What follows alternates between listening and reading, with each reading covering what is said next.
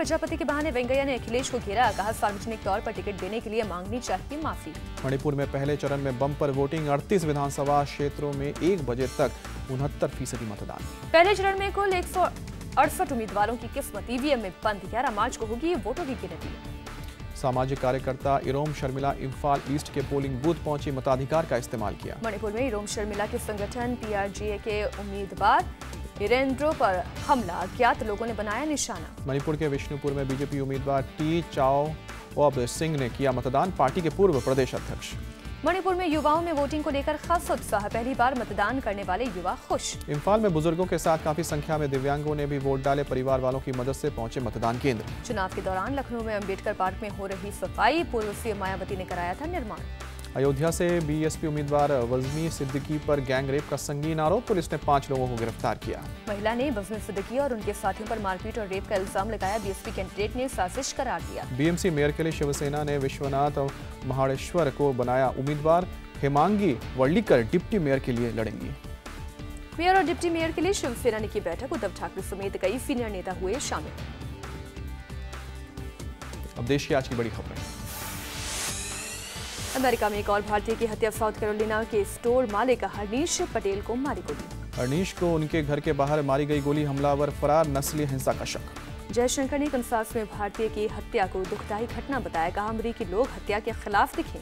America ने H-1B visa पर अस्थायी तौर पर लगाई रोक, 3 अप्रैल 2017 से लागू होगा आदेश। 6 महीने तक आदेश के लागू रहने की उम्मीद, गैर अप्रवासी वर्कर्स के लिए जारी किया जाता है H-1B वीजा। विदेश सचिव S जयशंकर अमेरिका पहुंचे, वाशिंगटन डीसी में अमेरिकी विदेश मंत्री से की मुलाकात। H-1B वीजा के मुद्दे पर जयशंकर ने भारत का पक्ष रखा, अमेरिका की प्रगति में भारत की पार्टनरशिप को अहम बताया। जम्मू कश्मीर के शोपियां में सुरक्षा बल और आतंकियों में मुठभेड़, भागने में कामयाब रहे आतंकी। चिलीपोरा में आतंकियों के छिपे होने की मिली थी खबर, आतंकियों की तलाश में सर्च ऑपरेशन जारी। पटना में बीजेपी का धरना, बिहार के मंत्री अब्दुल जलील मस्तान को बर्खास्त करने की मांग। धरने पर प्रदेश बीजेपी अध्यक्ष नित्यानंद राय समेत कई विधायक बैठे, बिहार के हर जिले में धरना दे रही है बीजेपी। जीएसटी ड्राफ्ट को दिया जा रहा है अंतिम रूप, वित्त मंत्री के मुताबिक 16 मार्च को काउंसिल बैठक में मंजूरी के लिए रखा जाएगा। राज्य जीएसटी कानून को प्रदेश की विधानसभाओं में कराना होगा पास, जीएसटी काउंसिल कानून को मंजूरी दे चुका है। राजकोट में पकड़े गए नकली नोट की गिनती पूरी, 4 करोड़ 49 लाख के नकली नोट पकड़े गए। पुलिस ने अब तक 6 लोगों को गिरफ्तार किया, कल एक अपार्टमेंट में नकली नोटों से भरी कार पकड़ी थी। वीवीआईपी चॉपर डील के 2 आरोपियों को दिल्ली की कोर्ट ने जमानत दी, बिचौलिए क्रिश्चियन माइकल जेम्स के सहयोगी हैं दोनों आरोपी। अब खबरें महानगरों की।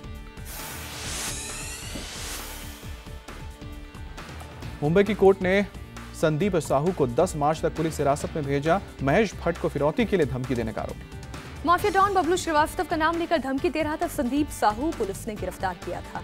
हावड़ा रेलवे स्टेशन से 18 पिस्टल जब्त, आरपीएफ ने 1 लावारिस बैग से बरामद किया।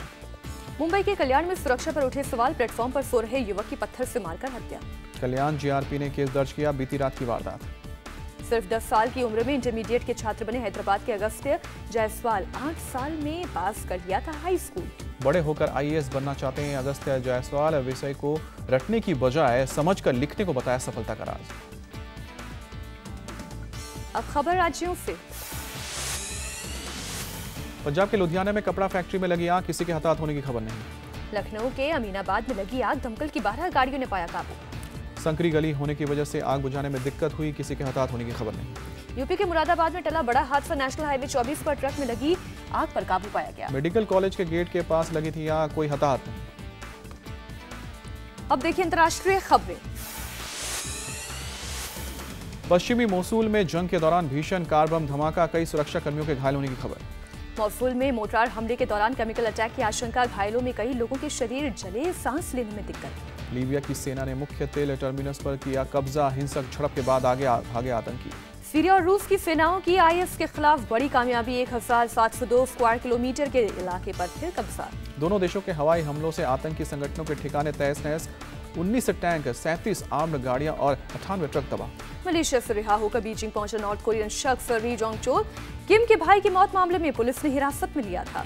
री जोंग चोल ने मलेशिया पुलिस पर लगाया आरोप, का हत्या में शामिल होना कबूलने के लिए डाला गया दबाव। अमेरिका के बाद अब चीन ने बढ़ाया अपना रक्षा बजट, पिछले साल के मुकाबले 7% की बढ़ोतरी। ईरान ने रूस में बनी मिसाइल का परीक्षण किया, 2000 किलोमीटर तक कर सकती है मार। लिथुआनिया ने रूस बॉर्डर पर सेना की तैनाती बढ़ाई, नाटो ने हमले की दी है चेतावनी।